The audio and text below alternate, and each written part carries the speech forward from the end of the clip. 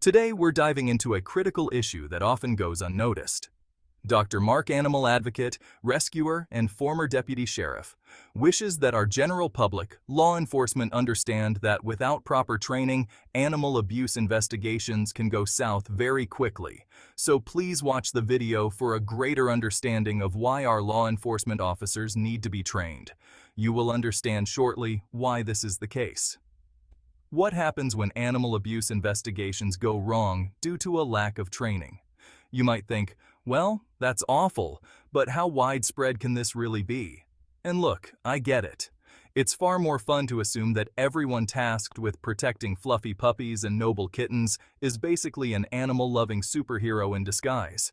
But the reality, much like a cat's breath after a tuna dinner, is far less appealing. Because the truth is, investigating animal abuse is a complex job, requiring specialized skills and knowledge that not everyone stumbles into after watching 5 minutes of Animal Planet. We're talking about recognizing subtle signs of abuse, understanding animal behavior, and navigating the legal complexities of building a solid case. And without proper training, the consequences can be dire, not just for the animals involved, but for our communities as a whole. Let's start with the most straightforward part, shall we? Actually identifying animal abuse. Seems obvious, right? Like, you see a dog chained to a parking meter in a snowstorm wearing nothing but a party hat, you think, something's not quite right here. But abuse, much like a well-house-trained ferret, can be sneaky. We're talking about subtle signs of malnutrition, untreated medical conditions, or even psychological abuse. And this is where training becomes crucial. Because a well-trained investigator doesn't just see a skinny dog, they see potential neglect. They don't just see a skittish cat, they see possible trauma. They know the signs, they ask the right questions, and they don't just dismiss something because it's not a textbook case of abuse.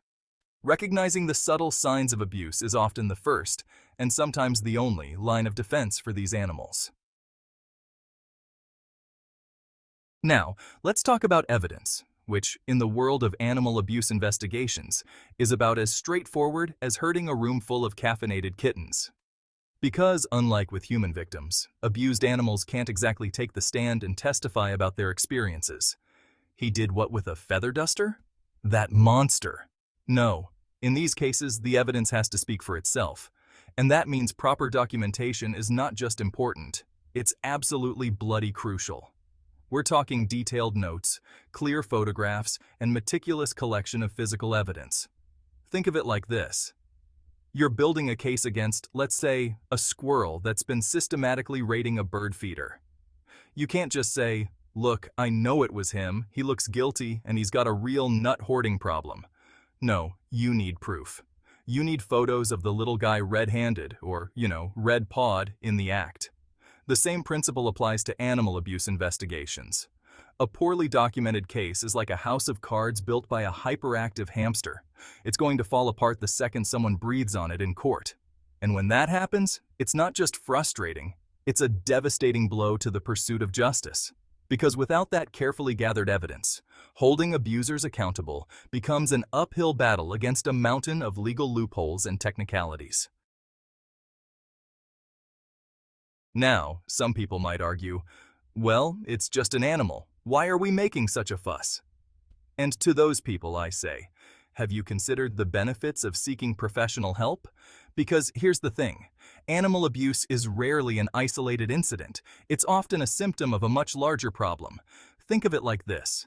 Cruelty is a bit like a contagious disease. It spreads, and just like you wouldn't ignore a case of the sniffles in a preschool, you can't ignore animal abuse. Because studies have shown time and time again that there is a very real link between animal abuse and domestic violence, child abuse, and even elder abuse. In fact, in homes where animal abuse is present, children are 3 times more likely to be abused themselves. 3 times!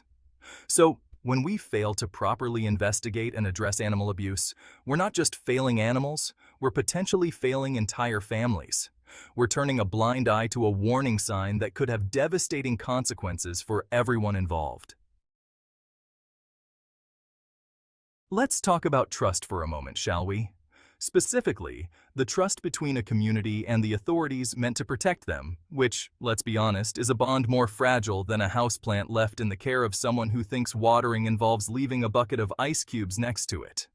Because when animal abuse investigations are mishandled, or worse, ignored, it erodes that trust. People start to question, if they can't even protect a helpless animal, how can we rely on them to protect us? And that's a dangerous road to go down. Because a community that doesn't trust its authorities is a community that's less likely to report crime, less likely to cooperate with investigations, and more likely to take matters into their own hands. It's like trying to build a sandcastle on a windy beach using only a teaspoon and a dream. You might be able to make a little progress, but eventually, it's all going to come crashing down. Now, amidst all the legal complexities and societal implications, it's easy to forget about the creatures at the heart of this issue, the animals. But we can't let their suffering be an afterthought. We can't just file it away under unfortunate but unavoidable.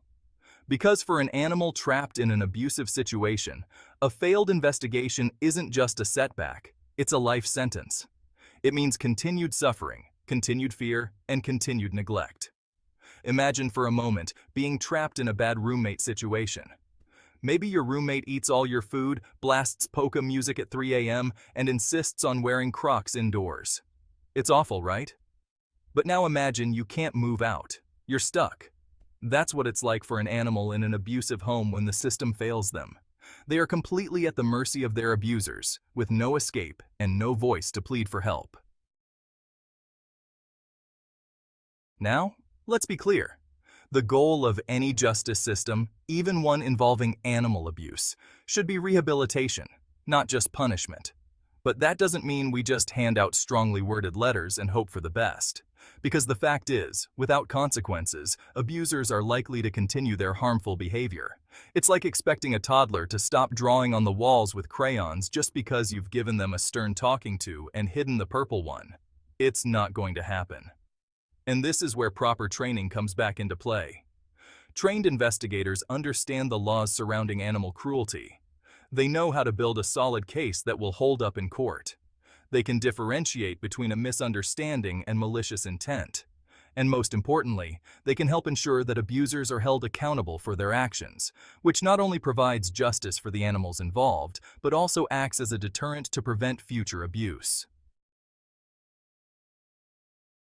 Now, you might be thinking, wait, hold on, how dangerous can investigating animal abuse really be? And to that I say, oh my sweet summer child, you have so much to learn about the unpredictable nature of both animals and the humans who mistreat them. Because here's the thing, approaching an unknown animal, especially one that's been abused, can be incredibly unpredictable. They might be scared, they might be defensive, they might just really hate the sound of your particular brand of hand sanitizer. The point is, you don't know. And without proper training, investigators are putting themselves at risk. They might not recognize the warning signs of an impending bite. They might not know how to safely restrain an agitated animal, or they might accidentally escalate a situation that could have been de-escalated with the right approach. It's like trying to disarm a very volatile, very fluffy bomb. You need to know what you're doing, or you're going to get exploded on. So, for the sake of both the investigators and the animals involved, proper training isn't just a good idea, it's essential. Now, let's talk about the bigger picture for a moment, shall we? Because animal abuse isn't always a cut-and-dry case of someone deliberately hurting an animal. Sometimes it's about neglect. Sometimes it's about ignorance. And sometimes it's about a complex web of socioeconomic factors that can't be solved with a simple arrest. This is where a lack of training can be particularly damaging, because without understanding the broader context, investigators might miss opportunities to address the root causes of abuse. For example, imagine an investigator dealing with a case of hoarding. Now, a poorly trained investigator might just see a house full of neglected animals and immediately jump to criminal charges. But a well-trained investigator will understand that hoarding is often a mental health issue. They'll recognize the signs, they'll know to involve the appropriate mental health professionals, and they'll focus on getting the hoarder the help they need while also ensuring the safety and well-being of the animals involved. It's about seeing the forest for the trees, understanding that sometimes the best way to protect animals is to address the underlying issues that lead to their abuse in the first place. In summary, a failed animal abuse investigation due to lack of training can lead to ongoing suffering. For animals, weakened legal cases, public distrust, and missed opportunities to prevent further violence. It's crucial that we address these training gaps to protect both animals and our communities. This isn't just about being nice to animals, although, frankly, that should be reason enough. This is about recognizing that animal abuse is a serious problem with far-reaching consequences. It impacts individuals, families, and entire communities. So, what can you do? Educate yourself. Support organizations that provide training to animal control officers and law enforcement. And most importantly, speak up. Don't be afraid to report suspected abuse. Your voice, your actions, can make a difference in the lives of animals who desperately need our help.